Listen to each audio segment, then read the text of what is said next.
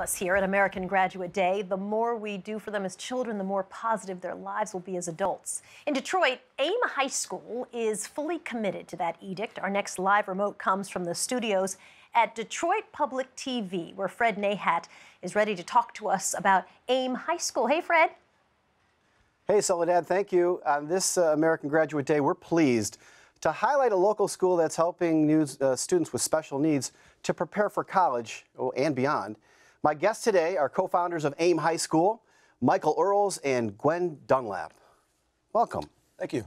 Thank you. Well, it's a pleasure to have you here on American Graduate Day, a big day for all of us across the country on public television. Michael, you are also the founder of AIM High School. What is your goals, your mission? Well, our primary mission, Fred, is to provide an outstanding educational and social experience for students with a variety of language-based learning differences, anxiety disorders, and attention deficits. Our primary goal is to create a community where these students feel safe, connected, very connected to their teachers, and a place where they feel like they are actually they're valued and preparing for college and or work experience after high school. And of course, we all love the vision, the mission. But day to day, what are the mechanics? What special needs do your students have, and how do you serve them? Well, primarily our students fall within the autism spectrum disorder category, Asperger syndrome, a variety of other learning styles. Their special needs include, a low student-to-teacher ratio, a safe, quiet environment, sensory rooms, and people who are just teachers that can identify when their anxieties are elevated and can relate and connect to them on a very personal level. And Gwen, you have a personal connection to AIM High School, which is why you got involved. You have a son with special needs. Tell us about that. Yes, when my son was 2, he was diagnosed as being on the autism spectrum with Asperger's.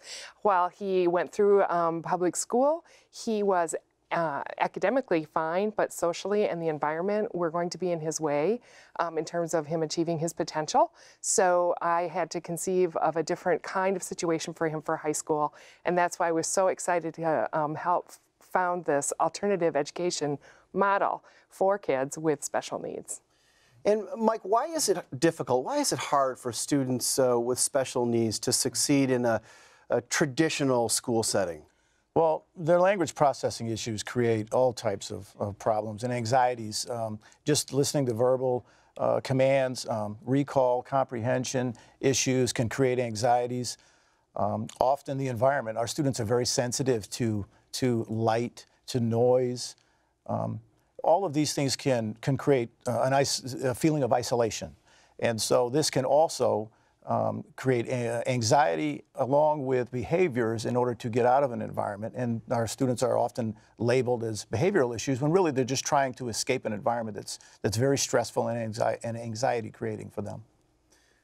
Gwen, what was special about your son's education at AIM High School? How did it change his life? How did it change family life at home? Yes, it was great for all of us. The amazing faculty that we have made a connection with him like none other. When there was a social situation or an environmental issue, he was taught to advocate for himself, and they came up with problem-solving strategies for him. And really, we did not have to teach him what he didn't pick up during the day. It was all done by the end of the day. The homework's included at the school. So it literally gave us our family back. Yeah, that's such a great success story.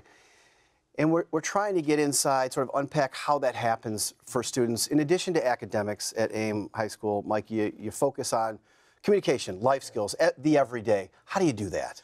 Well, our communications is key to this population. I mean, our students oftentimes, because of their processing issues and their inability to connect socially with their peers, again, they feel isolated, and we have developed a class and a curriculum that tries to address those issues in small group settings and also in real-world tasks that young adults or young people have to face all the time. I mean, it may sound a little silly, but we will teach things. We had a group of students outside last week changing a tire on their teacher's car. We will blow up dishwashers with the wrong dish soap at times, just to see how they react to a small crisis, and for them to build the confidence to know that they can handle those type of things. And then that translates into more confidence in the classroom, and also learning skills. They feel good about learning skills that their typical peers do not possess. So.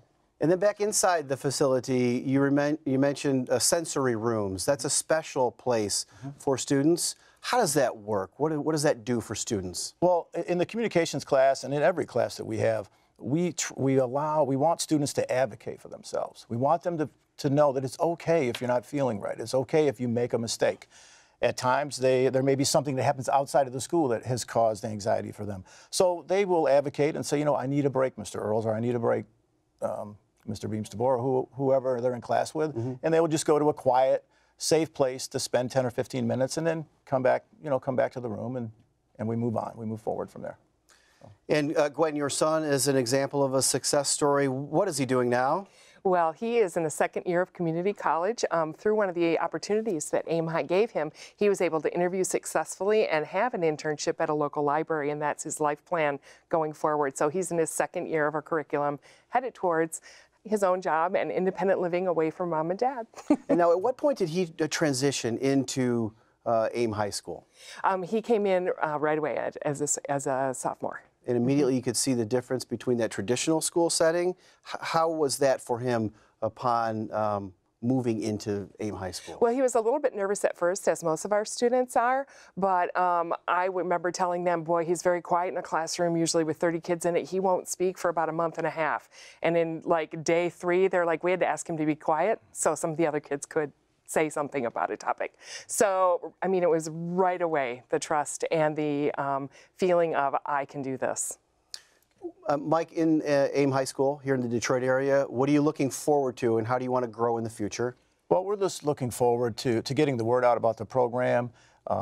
We have our new facility is going to allow us to grow the program, but also offer more services, more transition services, more connections for our students in the community.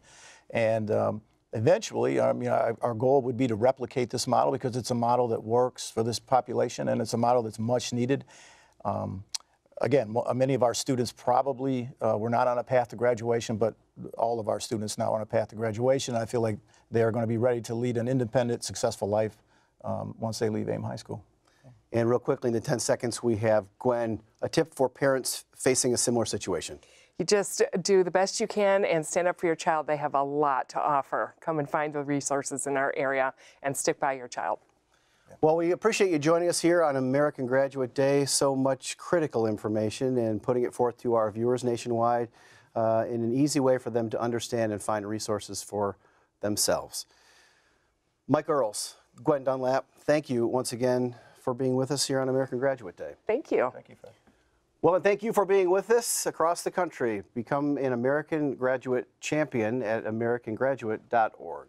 Soledad, back to you. Fred, Nahhat, thanks so much. And as we just learned, AIM High School helps children with Asperger's syndrome move toward high school graduation and then beyond. Students with special needs sometimes struggle in the classroom because they lack confidence in their reading.